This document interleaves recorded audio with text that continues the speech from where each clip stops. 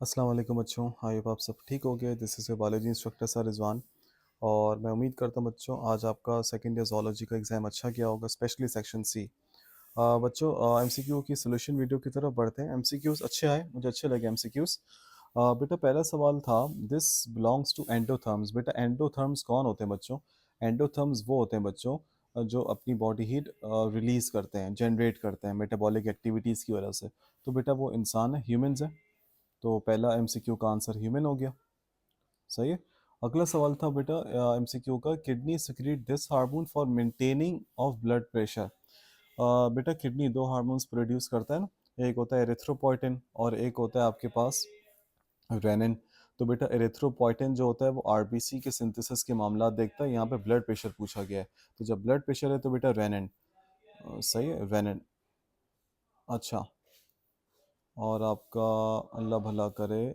Question number 3, a bone lies in between skull. एक हड्डी होती है बेटा जो स्कल और पोस्ट क्रेनियल स्केलेटन के बीच में होती है। सही, पोस्ट क्रेनियल का मतलब है कि वहाँ पे क्रेनियम खत्म हो रहा है, वो थोड़ा सा नीचे की तरफ होती है, यू शेप्ड होती है बेटा। इस बोन का नाम होता है हायोइड बोन। ये आपके सपोर्ट एंड मूवमेंट में left side of the page पे लिखा हुआ है ऊपर के पैराग्राफ में।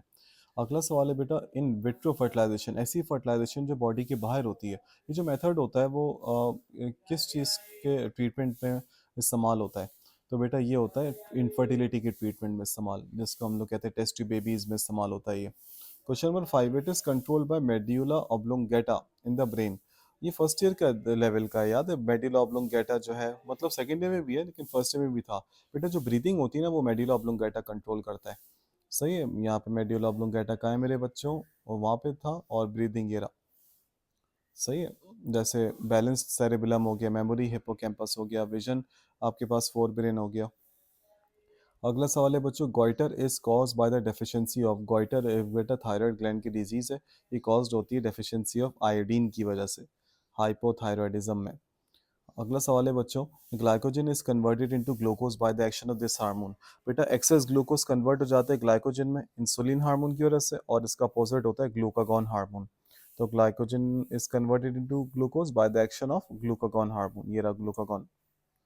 सही बच्चों। अगला सवाल है, this is related to abnormal और डीजेनरेटिव चेंजेस इन वर्टिब्री।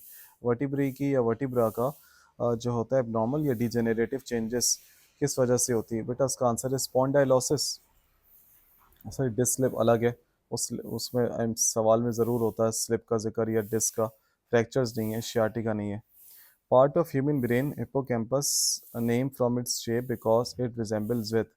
हाँ जी बच्चों, ये जो हिप्पोकैम्पस है, क्या सी लाइन जैसा है इसका शेप, सी शेल जैसा है, सी हॉर्स जैसा है, या हॉर्स शू जैसा है? तो ये हॉर्स शू होगा ना। सही। अच्छा, syphilis is a sexually transmitted disease cause bye.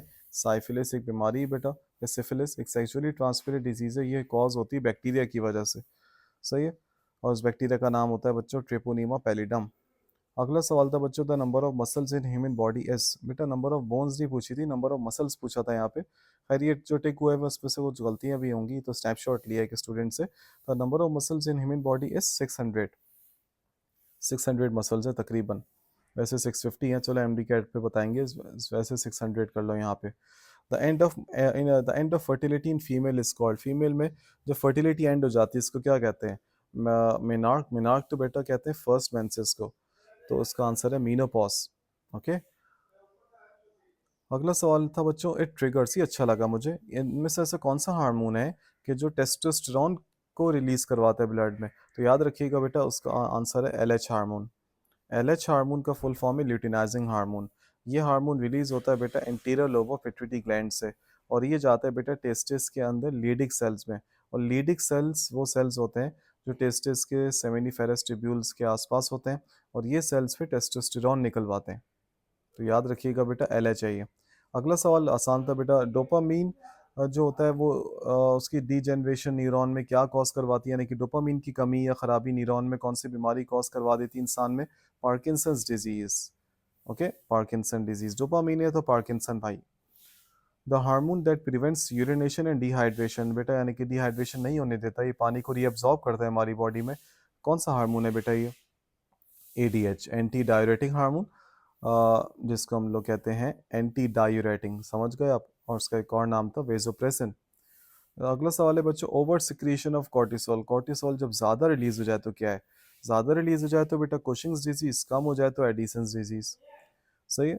अगला सवाल है बच्चों, if the body is injured and bleeds this begins. जब बॉडी इंजर्ड हो गई है, जख्मी हो गई कोई जगह, और उसमें से खून निकल रहा है, अब वहाँ पे क्या होगा? अब तो इंजरी हो गई ना, अब वहाँ पे अब वहाँ पे प्लेटिलेट्स आएंगे ना, वहाँ पे क्लॉटिंग इनिशिएट होगी। अब और मज़ीद आएंगे प्लेटिलेट्स, और मज़ीद आएंगे, ब्लड और मज़ीद आएगा। तो ये जो मज़ीद का मामला है उसको इंग्लिश में कहते हैं इनहेंस। अब यहाँ पे पॉजिटिव फीडबैक सिस्टम होगा। ये मज़ीद मज़ीद ब्लड आएगा, वेजोडाइलेशन होगी, क्लॉटिंग होगी, प्लेटिलेट्स आएंगे, प्लेटिलेट्स का एग्रीगेशन होगा उस जगह पे और क्लॉटिंग हो जाएगी। तो ये पॉजिटिव फीडबैक है, नेगेटिव मत लिखना।